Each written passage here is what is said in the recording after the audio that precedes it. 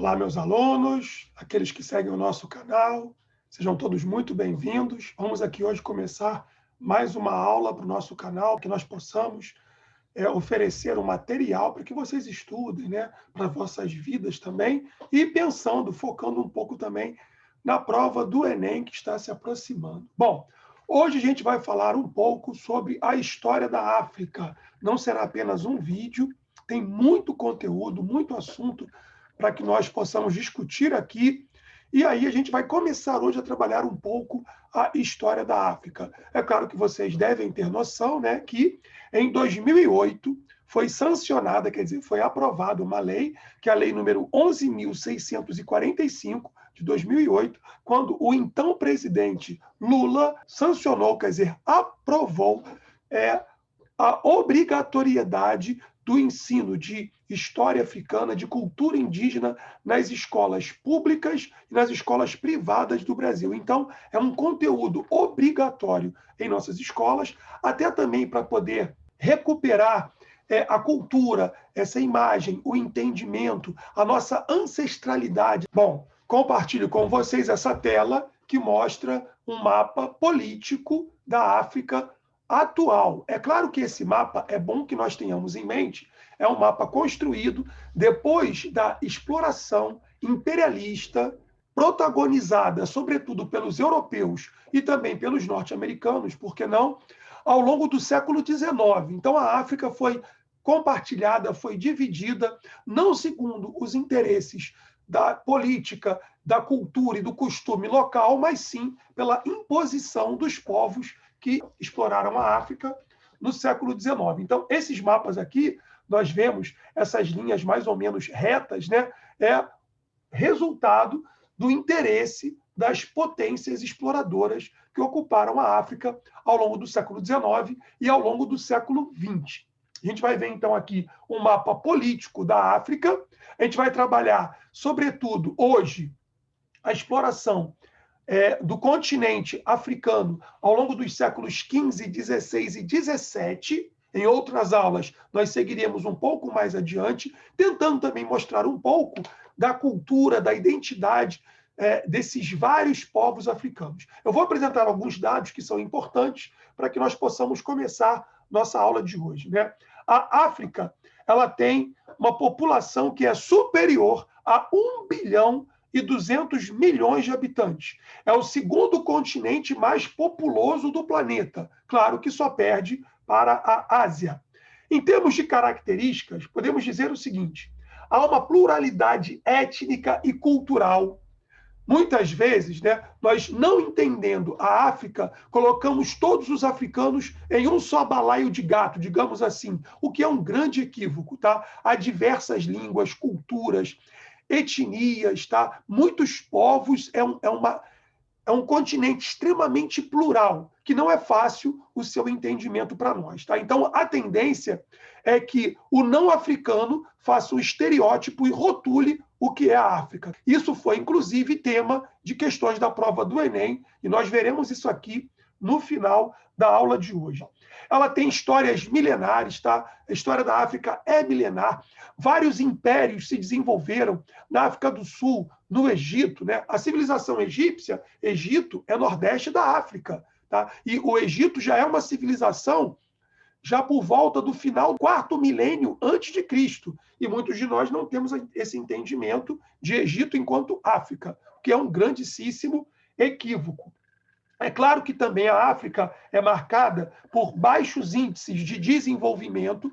Isso se dá muito em função da extrema exploração que o continente sofreu por potências estrangeiras, subnutrição, baixa qualidade de vida, alto índice de analfabetismo, tudo isso assola a África, mas também se dá muito em função de toda a exploração que se deu no continente, ceifando vidas, escravizando milhões e milhões de africanos, levando africanos, né, num grande êxodo, numa migração forçada para fora do seu continente de origem, a exploração das riquezas do minério, do petróleo, dos diamantes da África do Sul e de vários outros lugares aqui da África. Bom, é uma região também onde se falam mais de 1.000 idiomas, além do árabe, do inglês, do francês, do português, do espanhol, do africanês, entre outras línguas. A África é composta por 54 países, sendo 48 desses países, né, continentais, e mais 7 territórios independentes, além das suas ilhas, né? A mais famosa, a ilha de Madagascar, que foi colonizada e explorada pelos franceses a partir do final do século XIX. É claro que havia conflitos internos em Madagascar, mas os franceses vão superar os domínios locais e vão explorar e colonizar também Madagascar, aqui nessa região do sudeste, digamos, africano. Além, né, da Guiné-Bissau, a ilha de Cabo Verde, as Ilhas da Madeira e etc. Bom, a gente vai começar, então, com os nossos slides para trabalhar a nossa aula de hoje sobre a África. Por favor, não esqueçam, deem o like ali, né? Valorizem também o meu trabalho, eu faço com carinho para vocês. Não é sequer um canal monetizado, mas se vocês dão um like no meu trabalho, no meu vídeo, ele vai subir um pouco mais, eu vou ter um pouco mais também de visualização. Todos nós queremos isso, e o filósofo alemão Hegel trabalha isso, mas não focaremos nisso aqui hoje. Vamos voltar aqui para a nossa história da África. Temos várias e várias outras aulas no nosso canal discutindo filosofia. Hoje vamos focar na história africana. Bom, em 2008, a Lei 11.645, depois de uma luta já antiga, que já vinha na Constituição de 1988, ela vai determinar que a história e a cultura afro-brasileira e indígena deveriam fazer parte do currículo do ensino fundamental e do ensino médio, tanto nas escolas da rede pública quanto nas escolas da rede privada.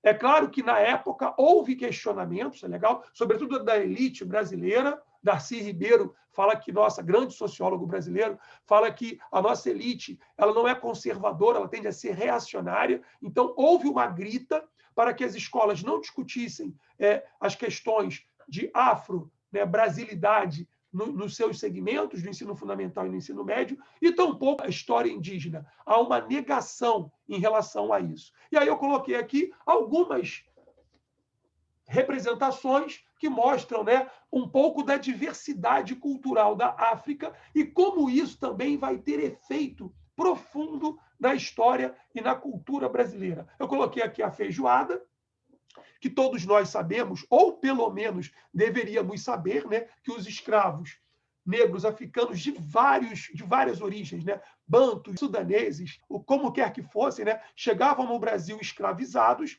eles trabalhando também, desenvolvendo uma culinária, era muito comum que eles pegassem aquelas partes que não eram do interesse do senhor de engenho, eles fizessem uma feijoada, o feijão, né? O feijão que o europeu não é tanto afeito a comer feijão, mas ele vai fazer parte da culinária brasileira. E isso é herança cultural, né? Prática também da cultura afro-brasileira. É cultura material e também a cultura imaterial por vezes. Aqui eu coloquei para vocês uma cena do jongo. O jongo, ele era praticado, né, no interior do Brasil, ainda é praticado, ainda bem, não se pode perder isso, e ele vai ser uma base fundamental para a constituição do samba, do jongo. O jongo é um elemento que vai fundamentar depois o samba no Brasil. E aí também depois teremos as escolas de samba e o próprio samba, o carnaval, ele tem como base, na sua origem, o jongo, que se desenvolvia nas regiões interioranas. A capoeira era uma prática exercitada pelos escravos no Brasil, de origem africana, que usavam também como uma ferramenta importantíssima de defesa contra os seus senhores. Isso no Brasil colonial, isso no Brasil império e também depois no Brasil republicano. Não esqueçamos de Prata Preta, um negro que vivia na região da Gamboa, aqui no centro do Rio de Janeiro, que era o exímio capoeirista e que usou isso na revolta da vacina contra as tropas, as forças de repressão da polícia do Rio de Janeiro. E também coloquei aqui uma situação em que aparece uma cena de oralidade. Essa cultura, uma cultura muito oral, em que se conta as histórias, em que se passa, né? E aí aqui, claro, uma árvore famosa, o baobá, que é simbólico para a África e para toda a cultura africana. E aqui a gente tem uma situação em que o homem mais velho ele está retratando, fazendo uma aula de história oral para as crianças da sua comunidade. A África nos tempos do tráfico atlântico, tráfico negreiro, tá bom? Que levou milhões e milhões de negros africanos para a América e também para outros lugares do mundo. Aqui a gente coloca para vocês uma feitoria portuguesa no litoral africano. Deixa eu voltar aqui no mapa com vocês, né? Nós sabemos que os portugueses, no famoso périplo africano, eles vão explorando o litoral africano e fundando aqui ao longo do litoral diversas feitorias. Foram mais de 50 feitorias portuguesas estabelecidas, fundadas no litoral africano, ao longo dos séculos XV, dos séculos XVI, sobretudo. Tá? Bom, a primeira vai ser aqui na Mauritânia, no litoral da Mauritânia. Aqui a gente vê também as ilhas de Cabo Verde, que foram também colônias portuguesas, onde Portugal, usando o trabalho escravo, capturando escravos, comprando escravos no litoral africano, levavam para as ilhas de Cabo Verde, onde desenvolveram o cultivo da cana-de-açúcar, no modelo clássico que nós conhecemos como a plantation, né? Latifúndio, monocultor, né? Grande propriedade, com o trabalho fundamentado na escravidão, no trabalho escravo. Os escravos eram trazidos aqui, né? Comprados nas feitorias, adquiridos nas feitorias e trazidos do interior da África por traficantes, que podiam ser africanos, mas também podiam ser europeus. Há também, claro, nós sabemos disso, traficantes brasileiros. Brasileiros também trabalharam com o tráfico negreiro, mas aqui nessa região do Congo e na região de Angola, que nós veremos daqui a pouco, ainda nessa aula. Bom, o que acontece? Havia o interesse em buscar ouro, não era só escravos, mas ouro, tá?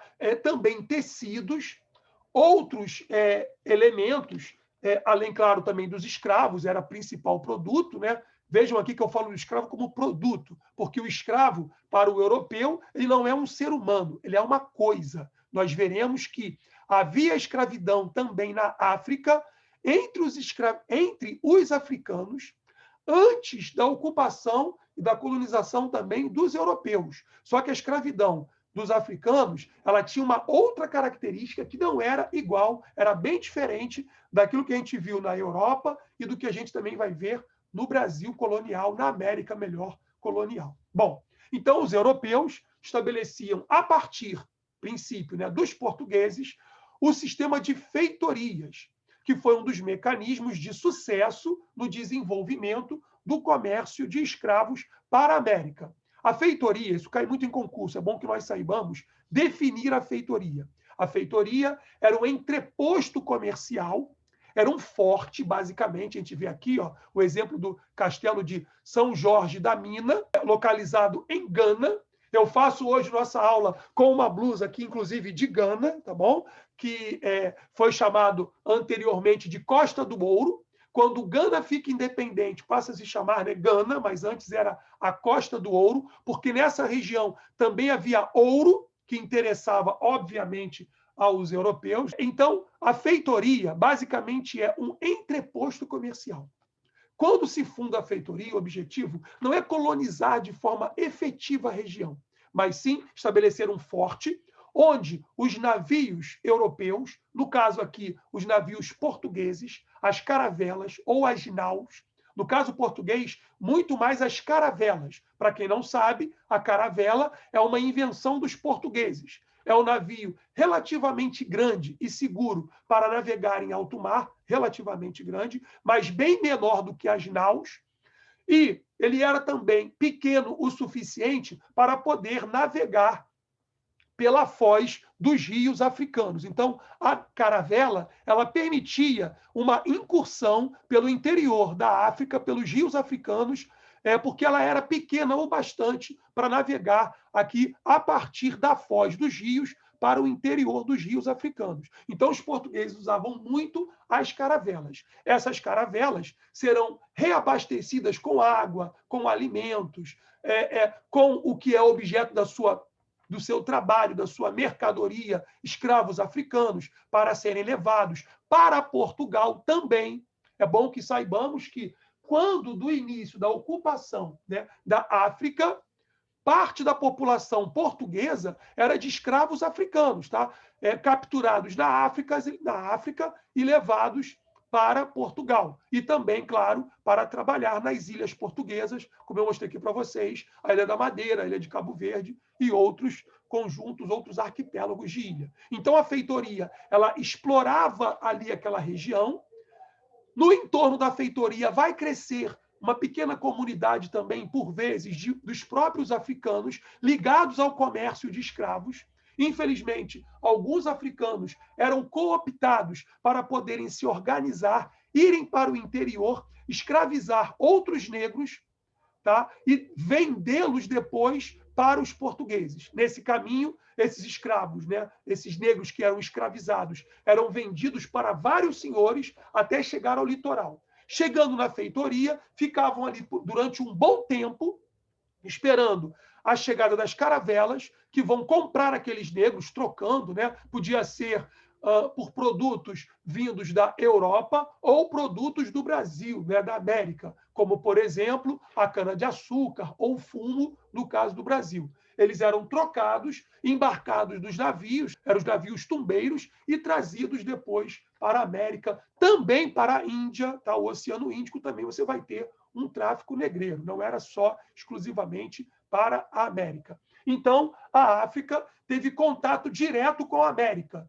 durante o tráfico atlântico de escravos, que nós vamos conhecer nessa aula de hoje. Eu coloquei aqui um mapa, porque o mapa ajuda ao nosso entendimento. Bom, eu coloquei aqui várias feitorias, só para lembrar, né? São os entrepostos comerciais, eram mais de 50, aqui nós não temos as 50, apenas algumas, tá? Que essa aqui, ó, Arguin, é a primeira feitoria criada pelos portugueses, basicamente aqui no território da Mauritânia, na África, e depois vão surgindo outras feitorias pelos portugueses. No Brasil, nós sabemos que até 1530, os portugueses não vinham para habitar no Brasil definitivamente. Fundavam feitorias, que era o entreposto comercial. No caso da África, para explorar o marfim, para explorar os negros africanos, né, como a gente viu, para buscar produtos como pimenta, especiarias, para levar para a Europa e para outros lugares do mundo.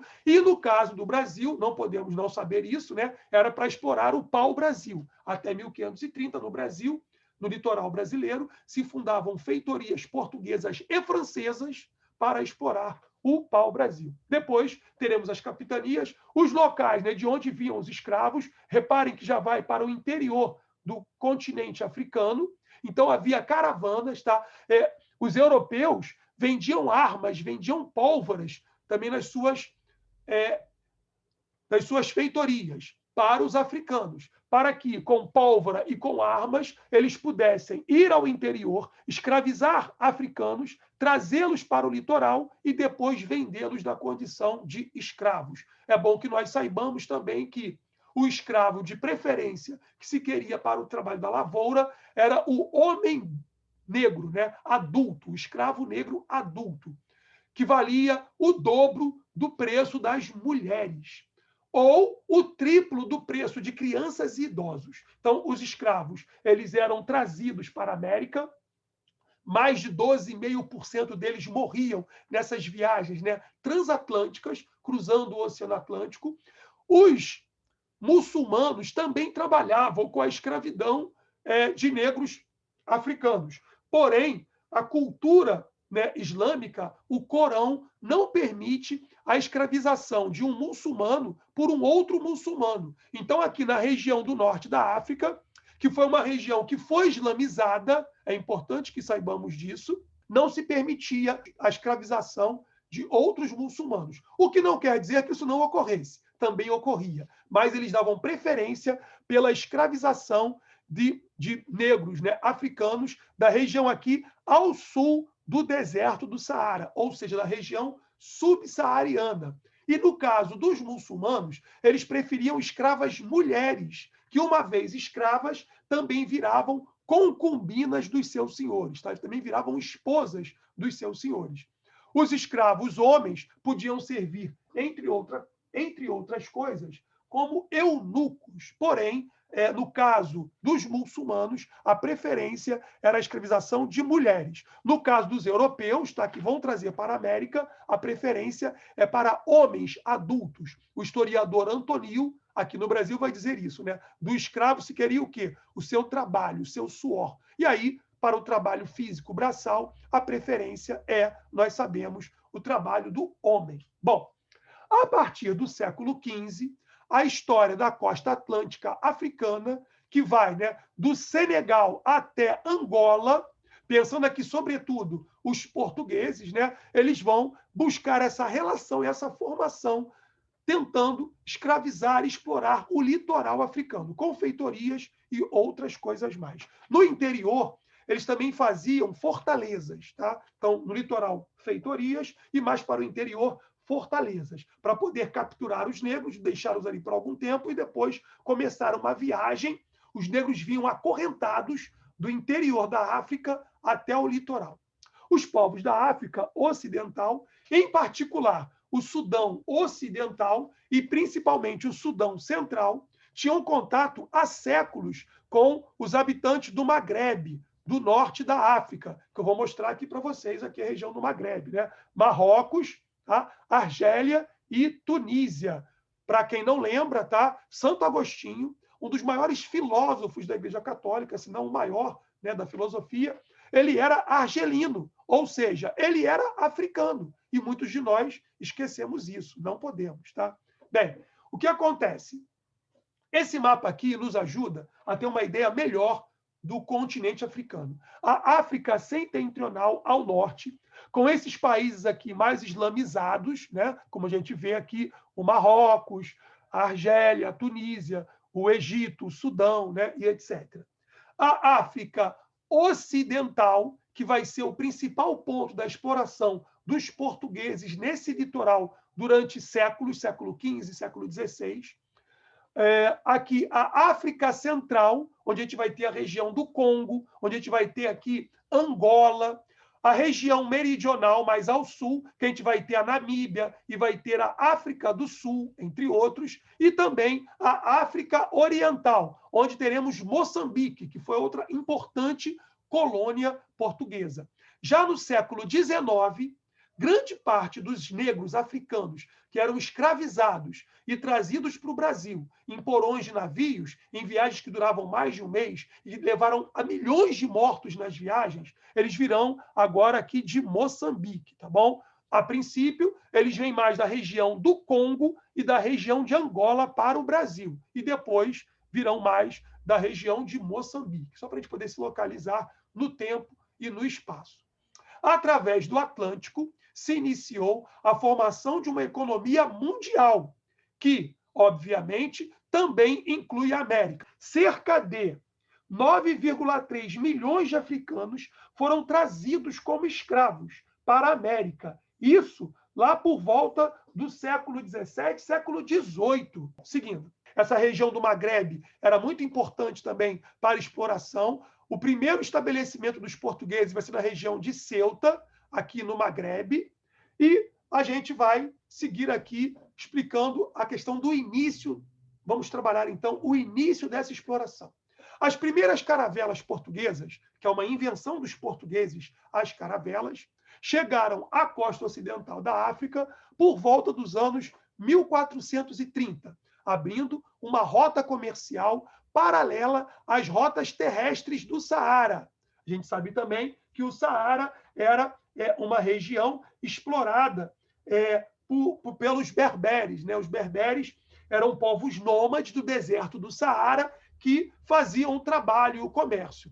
Fazendo feitorias no litoral africano, os portugueses queriam ter contatos com os berberes também, para explorar aquelas mercadorias e levarem para o resto do mundo colonial português. Bom, Os portugueses estavam interessados principalmente em ouro, como já vimos aqui, em escravos, mas também negociavam pimenta, né, o marfim. Então, aí também você vai ter uma exploração, uma devastação da fauna local. Matavam-se, por exemplo, elefantes para tirar dos animais o marfim. Não existia ainda uma ideia de ecologia, além de outros produtos, tá? Condimentos para comida, emulsificantes e etc. Nesses primeiros tempos, os portugueses utilizavam os escravos para os serviços domésticos na plantação da cana-de-açúcar, que é um trabalho altamente especializado. O escravo, né, o homem escravizado, que vai trabalhar na lavoura da cana-de-açúcar, tem que saber uma série de etapas do processo de produção do açúcar. Então, para você formar um negro capacitado para a exploração do açúcar, requer muita coisa. Ele tem que saber fazer a colheita, fazer o cultivo, preparar o material, fazer a garapa, preparar o pão de açúcar, tá? Como já se fazia nas ilhas africanas, como a gente falou aqui, de Cabo Verde, né? E Madeira portuguesas. E aí, sim, preparar aquele pão de açúcar que vai ser levado para depois o refino e, sim, a comercialização. Então, o trabalho do negro tem que ser um trabalho especializado. E nós não podemos esquecer que os negros africanos estavam em um estágio de tecnologia, de avanço tecnológico, bem à frente dos indígenas brasileiros. Isso é um dos motivos, não é o único, mas é um dos motivos que faz com que a coroa portuguesa prefira a exploração da mão de obra do negro africano, mais especializado, repito, à mão de obra do indígena brasileiro, né, da região. Bom, nesse primeiro tempo, então, eles vão explorar, como a gente viu aqui, as ilhas atlânticas.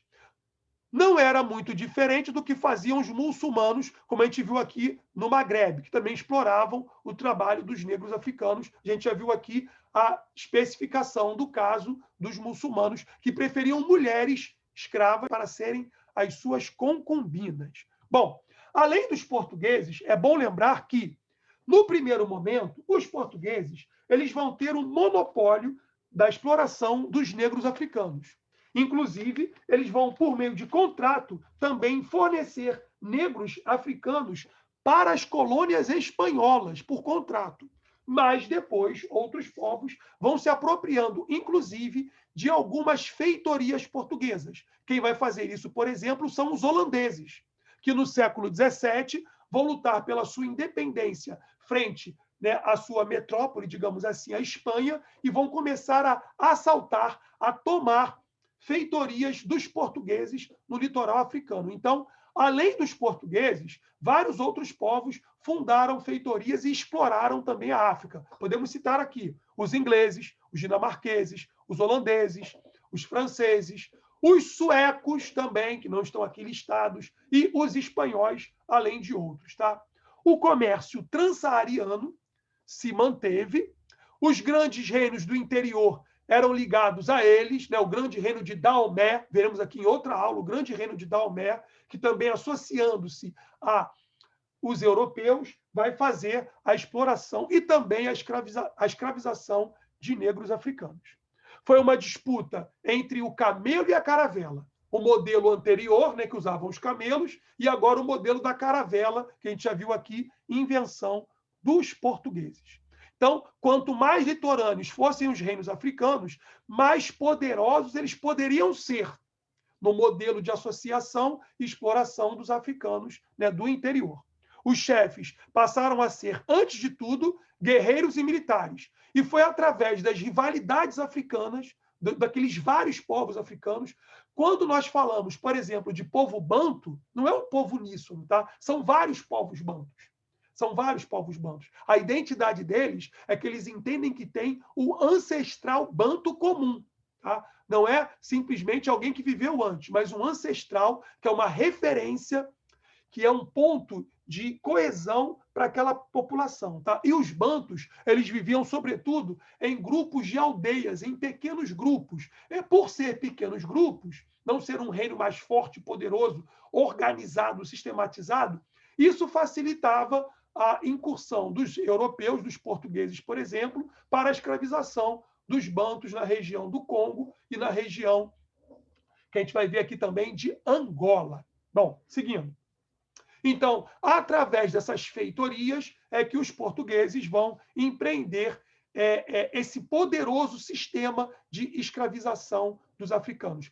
Não sejamos inocentes. Nós sabemos que, se mesmo o negro do litoral, que é parceiro, tá, dos portugueses na exploração e captura de outros negros africanos, se ele caísse escravo de um outro grupo, ele poderia perfeitamente ser comprado enquanto escravo, trazido para a América e virar um escravo aqui no Brasil ou em outro lugar também da América. Sigamos mais um pouquinho. Bem, aqui a gente vai ver um pouco o Reino do Congo, que vai ser agora o nosso objeto de estudos. Vamos pegar alguma coisa mais específica sobre a África. Tinha o Reino do Mali, né? A gente falou aqui um pouco de outros espaços, né, ocupados pelos africanos. Vamos ver aqui agora um pouco o Reino do Congo, no final do Rio Congo aqui, pela foz do Rio Congo, onde Luanda, vocês sabem muito bem, é a capital atual de Angola. Então, aqui nessa região, os portugueses vão se fixando. Eles vão descendo, como nós vimos, pela região do Marrocos, pela Mauritânia,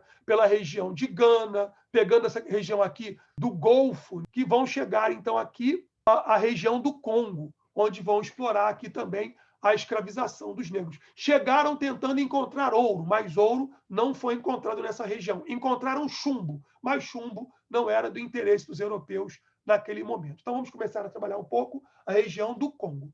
Os portugueses tentavam converter ao cristianismo os soberanos, quer dizer, os dirigentes daquelas regiões. Bom, o Manicongo, para quem não sabe, era como se chamava o rei do Congo. Então, o rei do Congo, né, ele vai tentar, os portugueses, melhor, vão tentar fazer com que ele se converta ao cristianismo. O rei do Congo, né, de população Bakongo, estava organizado em 6 províncias e se localizava entre o rio Zaire e o rio Loge. Os portugueses vão chegando pelo litoral, tentando ocupar a região. Muitos portugueses morriam, tá? Não era fácil também para os portugueses, era uma região também inóspita. Aqui na região do Congo é uma região de savana, também é uma região de floresta tropical. Os portugueses não adaptados sofriam muito com o clima, não podemos esquecer disso. A geografia também tem seu peso na exploração. Na província de Mipemba se situava a capital, que era Mbanza-Congo. Chegando a Mbanza-Congo, os portugueses vão tentar ocupar. Aqui no caso de Mbanza-Congo, nós temos um reino, tá? Com poder mais unificado, diferente do que nós veremos ao sul, em Luanda. Além dessas províncias, havia também cidades independentes, mas que eram tributárias do rei do Congo, do Manicongo. Após a viagem de 1484, o navegador português Diogo Cão conseguiu converter o Manicongo, o rei do Congo, ao cristianismo e o batizou como João I. Gente, olha só. A dominação cultural fazia com que aquele homem que tinha uma religião animista, que cultuava os seus ancestrais, as suas referências, que ele vire um cristão, fazer com que ele vire um cristão facilita também a exploração do Congo, tá? E de qualquer região, em qualquer lugar do mundo. A dominação cultural, ela tem muito mais peso e ela é muito mais relevante, ela acaba penetrando muito mais do que simplesmente uma dominação militar. A dominação militar, você pode superá-la por uma revolta, pela força. Agora, quando a dominação é pelo campo das ideias, aí é muito mais difícil. Então, transformar a população local em uma população cristã, no caso de Portugal, católica, outros países europeus protestantes, né, seria uma maneira de também dominar aqueles povos. Não tenhamos dúvida disso. Bom,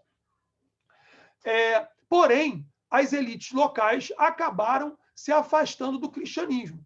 Mas, para a tristeza, digamos assim, né, para o problema maior do Manicongo, o seu sucessor, Mivemba, acabou sendo batizado como Dom Afonso I. E ele retoma uma iniciativa de cristianizar os seus cidadãos. E isso foi mais bem sucedido, o que facilitou a entrada e a exploração dos portugueses da região.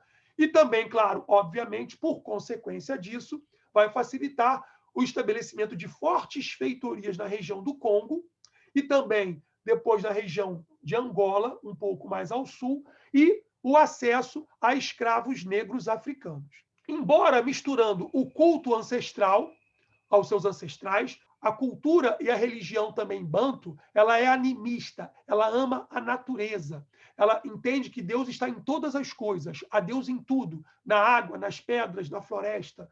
Tá? E também eles cultuam seus ancestrais, sobretudo os ancestrais que deram origem, que deram uma unidade cultural, que estabeleceu sistemas que são abraçados por aquela cultura de tradição oral, quer dizer, passado de geração em geração oralmente. Então, tudo esse culto aos ancestrais vai ser abalado pela ocupação dos portugueses da região, não só dos portugueses, tá? De todos os europeus. Nosso foco aqui é os portugueses, porque eles foram os primeiros a chegar e dominaram a região até meados do século XVI, quando começam a perder esse monopólio do estabelecimento de feitorias no litoral africano. Os filhos das elites congolesas eram levados para Portugal para ter uma educação cristã. Reparem aqui a profundidade desse tipo de colonização. Claro, se ele vai para Portugal, estuda em Portugal, é formado nas universidades portuguesas, ele vai absorver o quê? Obviamente, a cultura, os valores, né, os costumes dos portugueses. Ele vai o quê? Se aportuguesar. Ele vai abandonar, em parte, a sua cultura. Ele vai se aculturar. Havia quase sempre um consórcio, um entendimento entre os mercadores portugueses e esses monarcas da região, né, que a gente viu aqui do Congo, congoleses, chefes africanos, no qual esses últimos organizavam as expedições financiados pelos portugueses, que vão lhes oferecer, né, e também por exploradores que também buscavam escravos brasileiros, colonos brasileiros, que vão levar para lá cana-de-açúcar, que vão levar fumo, o famosíssimo fumo, né, doce, que veremos em uma outra aula, da Bahia. O fumo doce da Bahia era uma importante moeda de troca na África por escravos, por homens escravizados negros africanos. Bom, e aí eles vão capturar outros povos, né, negros, por vezes bantos também. Uma vez capturados, eles vão ser agrilhoados, quer dizer, acorrentados e trazidos até o litoral. Eles são vendidos ao longo do caminho, vão ficar, como a gente viu aqui, em uma feitoria. Quando chegam ao navio, eles são amontoados em navios, muitas vezes navios tumbeiros, e vão fazer uma viagem que dura pelo menos um mês até a América. Muitos deles morrem no caminho, como nós sabemos, tá? Morrem por inanição. Eles queriam botar muito mais negros, por exemplo, do que abastecimento de água. Então, eles vão morrer de sede, de fome, e os que chegam aqui são separados das suas famílias e vendidos como objeto, como coisa. Tá? O escravo no Brasil, ele não é um ser humano, ele era uma coisa, ele era uma propriedade. Tinha-se um escravo como se tinha, por exemplo, uma carroça. Bom, portanto, a história do Reino do Congo ilustra a teia de cumplicidade de uma parte de uma elite africana com os colonizadores na busca da escravidão moderna. Bom, o fim do predomínio do Congo vai acontecer quando as coisas começam a entrar em declínio. As relações entre os portugueses e a elite colonial do Congo vai entrando em desestruturação, digamos, em decadência. Vários reinos, antes dependentes do Congo, passaram a comercializar com os europeus, com outros europeus. Isso vai enfraquecendo o monopólio português.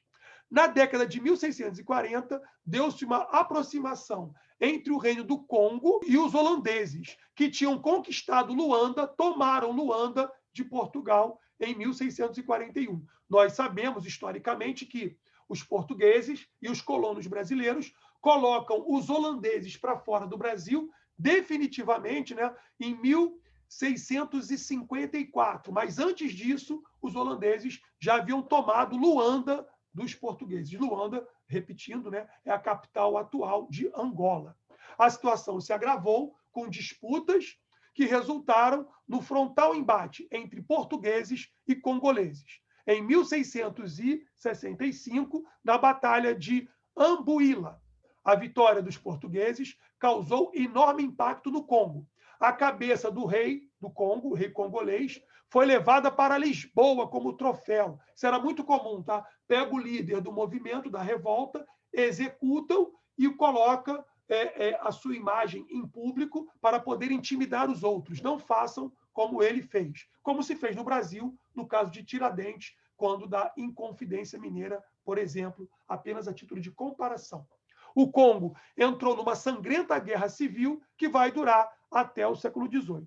Nesse momento, o forte da exploração vai saindo do Congo e vai descer para a região de Luanda, né? Para a região de Angola, para a região que a gente vai ver aqui de Angola. Mas isso vai ser um objeto para a nossa próxima aula. Vamos falar aqui um pouco e tentar entender como era a escravidão na África antes da ocupação dos europeus, tá? E depois faremos uma questão de vestibular para poder exercitar os nossos conteúdos da aula de hoje, o que é bastante importante. Em termos gerais, é sabido que o fornecimento de cativos provinha basicamente de guerras entre os africanos. Só que a escravidão entre os africanos era diferente, bastante diferente do que vai ser a escravidão com os europeus, tá bom? Entre os africanos não havia a coisificação de um escravo africano por um outro africano. O escravo africano ele era tido como um ser humano, tá bom? Claro, numa condição de menor, né? Dependente de alguém. Ele vai ter um senhor, mas ele não é uma coisa para o africano. Esses embates ocorriam por várias razões, como o rapto de mulheres, havia o casamento poligâmico entre os africanos, nós sabemos muito bem disso, os conflitos entre estados, a formação, né, já constituída, aquelas guerras tribais ou as guerras de clãs locais. E aí a gente vai ter também a formação de mercadores que incorporavam, dominavam outros povos e faziam com que aquele outro povo africano ele fosse tributário do primeiro, ou seja, está submetido a um grupo mais forte e paga tributos a eles. Bom, poderia acontecer de, no combate, alguns inimigos serem mortos. Então, os filhos desses escravos não eram vendidos nem maltratados, eles eram escravos. Mas eles eram criados, na maioria das vezes, na corte, recebendo como o seu soberano como um pai, como um senhor. E aí eles vão desempenhar funções, muitas vezes importantes, na esfera administrativa e militar. Funções importantes, mas subalternos ao senhor local que os colonizou, que os dominou numa guerra. Então, os órfãos não viravam simplesmente escravos que seriam vendidos. Eles vão ser tratados como seres humanos, numa condição de inferioridade, é fato. Tá? Então, é uma escravidão bem diferente do que a gente vai ver aqui no Brasil colonial, no Brasil imperial.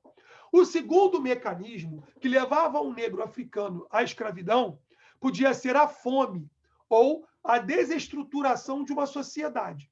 Isso fazia com que os povos vencidos ou povos mais empobrecidos, eles vendessem a si mesmos ou aos seus filhos, seus parentes, como escravos do outro.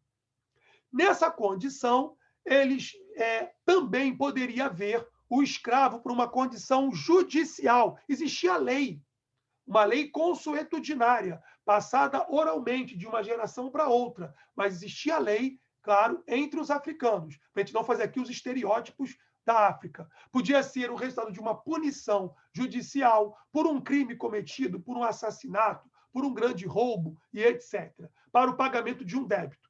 Nesses casos, o que acontecia? Tratava-se de uma difundida instituição de penhora humana. Eu não tenho como pagar o que eu devo, eu me coloco como escravo de alguém. Ou então entrego o meu filho ou a minha esposa como escrava de alguém. Nessa situação, os escravos tinham acesso aos meios de produção. Eles tinham acesso à terra que eles trabalhavam, onde eles produziam. Eles podiam se casar com pessoas livres e eram considerados como membros da família do Senhor. Então entendam aqui, a escravidão que existia entre os africanos antes da ocupação e da exploração nefasta dos europeus era uma escravidão de outros moldes, que não coisificava, como diz o filósofo alemão da Escola de Frankfurt, né, Herbert Marcuse. Eles não eram coisificados, eles eram humanos, tratados como humanos. Uma vez colocados num navio tumbeiro para vir para a América, muito mais do que 5 milhões de negros africanos chegaram só no Brasil, ali eles eram coisas. E vendidos no Brasil como coisas. Separados aqui no Brasil como coisas, para trabalhar para o seu senhor. A ponto de um escravo no Brasil colonial que se recusasse a aprender a língua do seu senhor, a língua do senhor, ele corria o sério risco de ter a língua cortada. Ou o negro falava a língua do branco, ou então não falava língua nenhuma. Repetindo, como dizia o historiador Antonil, queria-se do escravo o seu trabalho, o seu labor, o seu suor. Fosse ele com lágrimas ou não, o que se queria do escravo era o seu trabalho. Bom, a gente vai continuar agora falando de Angola em uma outra aula. Os slides eram muito grandes, tem bastante coisa, não dá para fazer tudo em uma só aula hoje com vocês, tá? Só para vocês terem aqui uma noção, vejam aqui, ó, 1% dos escravos que vieram para o Brasil vem da região do Maghreb, tá? Que a gente viu aqui, né? Tá? O noroeste da África. Argélia, Marrocos, né? E Tunísia. 32% dos escravos africanos vinham da África Ocidental, como Gana, Costa do Marfim e etc. 58,5%, mais da metade dos escravos africanos, vieram na região aqui, ó, do Congo, como a gente falou aqui, tá bom? O Congo, depois francês, o Congo belga e Angola, sobretudo, tá? Que eram de origem banto, negros de origem banto. A maioria que veio para o Brasil. Já um grupo de 1% vem da África do Sul, um grupo menor. E do Sudeste da África, a gente vai ter aqui, sobretudo, da região de Moçambique, mas a partir do século XVIII, a gente vai ter 5,7% dos negros que acabaram aportando no Brasil. Então, aqui tem um pouco do quadro da rota do tráfico negreiro da África para o Brasil. Aí eu sugiro que vocês vejam os poemas de Castro Alves, nosso grande literato do século XIX, que vai explicar como era esse translado dos africanos para o Brasil. Para fechar nossa aula de hoje, vamos fazer uma questãozinha da prova do Enem que discutiu esse tema. Tem muito mais coisas aqui, mas vai ficar para outra aula. Questão da prova do Enem, questão pretérita, discutindo a África e falando de África e cinema. Olha que interessante. Eu fiz um curso de 2 anos com os professores da UF de cinema. Nós teremos em nosso canal algumas aulas, não serão poucas, sobre cinema e sobre história do cinema, porque também muito enriquece. A última prova do Enem, o tema da redação, foi nada menos do que cinema. É importante que nós também nos enculturemos. Vamos lá, então, à questão da prova do Enem. A África também já serviu como ponto de partida para comédias bem vulgares, mas de muito sucesso, como Um Príncipe em Nova York e Ace Ventura. Um Príncipe em Nova York é um filme de 1988, que passa no Telecine Cult, vejam bem, né? No canal 105 da Sky, passa o filme Um Príncipe em Nova York. Um Maluco na África. Em ambas, a África parece um lugar cheio de tribos doidas e rituais de desenho animado. A animação O Rei Leão, bem recente, da Disney, o mais bem-sucedido filme americano ambientado na África, não chegava a contar com um elenco de seres humanos, mas só animais, tá bom? São animais, e mostrando aqui a África exótica, né? A África das suas savanas, com seus leões, crocodilos, girafas, elefantes e etc. Como se a África se reduzisse a isso, e não é. Por isso que essa lei, né, como a gente citou aqui, a Lei 11.645 é tão importante para que nós resgatemos a cultura africana, né? Essa lei de 2008, lá no governo do Lula, no Brasil, um pouco mais pretérito. Vamos aqui. Bom, aqui o texto, né? Filmes de Hollywood sobre a África ficam no clichê, porque eles vão rotular a África. Esse é o problema, tá? Bom, a produção cinematográfica referida no texto contribui para a constituição de uma memória sobre a África e seus habitantes. Essa memória enfatiza uma coisa e negligencia outra coisa, respectivamente. os seguintes aspectos do continente africano. Olha a pergunta, né? Olha aqui a questão, o comando da questão. A produção cinematográfica referida no texto contribui para a constituição de uma memória sobre a África e seus habitantes. Essa memória enfatiza e negligencia, respectivamente, os seguintes aspectos do continente africano. A questão, o comando é o que ela enfatiza, o que ela chama atenção e o que ela negligencia sobre a África. Esse tipo de filme estereotipado, né? Como o Rei Leão, Um Príncipe em Nova York, Ace Ventura e etc. E vários outros. Ela enfatiza a história? De maneira nenhuma. Ela enfatiza o exotismo? Opa! Ela apresenta a África como um continente exótico, tá? Estranho, diferente. Isso, meus queridos, o Império Romano já fazia no mundo antigo. Apresentava a África como exótica. Para os antigos romanos, quem não falasse grego ou latim era um bárbaro. Ou seja, os africanos eram bárbaros a princípio, tá bom? Bem, claro que Santo Agostinho não. Ele fala latim muito bem. Inclusive sabia grego, não com tanta profundidade, mas sabia muito bem latim. O comércio, não. A diversidade não nega, ele nega a diversidade. O que ele enfatiza é o exotismo africano. Está aqui marcado. Tá? E o que ele negligencia? A natureza? Não, até mostra a natureza. Nesse filme aqui, mostro a vocês Um Príncipe em Nova York. Essa semana vai passar no Telecine Cult. O ator Ed Murphy representa, né? Retrata um príncipe de um reino fictício da África, não sabemos qual é fictício, muito rico, que não quer se casar com uma mulher que os seus pais vão escolher, e aí ele pede para os seus pais para ficar em Nova York, maravilhosa Nova York, para ali sim poder conhecer um pouco a liberdade. Olha o estereótipo. Ele vai para os Estados Unidos, ele vai para Nova York, para lá conhecer a liberdade.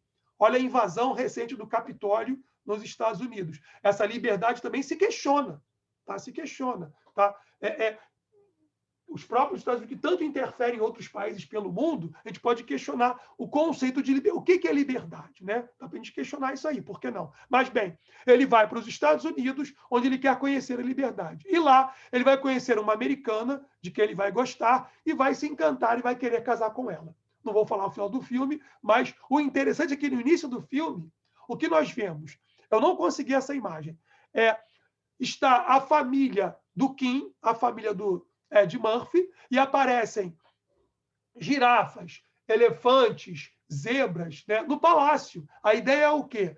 É mostrar essa África bastante exótica, essa África estranha ao europeu, estranha ao americano. Tá? Além disso, o filme mostra algumas danças, né? E aí também a dança é bastante exótica, erotizada, inclusive, para mostrar um recorte estereotipado da África. Então, o filme negligencia o quê? A cultura ou as culturas da África. Pegam todos os negros africanos e falam, são bantus, são sudaneses. E aí ele vai estereotipando aquela cultura. Então, a resposta correta é a letra B, porque os filmes trabalham, de um lado, enfatizando o exotismo africano e, por outro lado, negligenciando a cultura dos africanos. Resposta correta, letra B. Meus amados, vamos ficar por aqui. Ainda essa semana, antes da prova do Enem, faremos uma nova videoaula trabalhando a história da África, seguindo um pouco mais adiante na sua cronologia e fazendo também mais questões do Enem sobre a África. Por favor, deixe o like no final e se você não é inscrito no nosso canal, se inscreva no canal. Tem muito material sobre história, filosofia, arte e cultura em nosso canal e seja muito bem-vindo. E eu agradeço a todos e todas pela nossa aula de hoje. Estudem, preparem-se, tá? Relaxem, mas não percam foco para fazer uma boa prova no Enem. Um grande abraço a todos e todas, paz e bem, e até a nossa próxima aula. Tchau, tchau.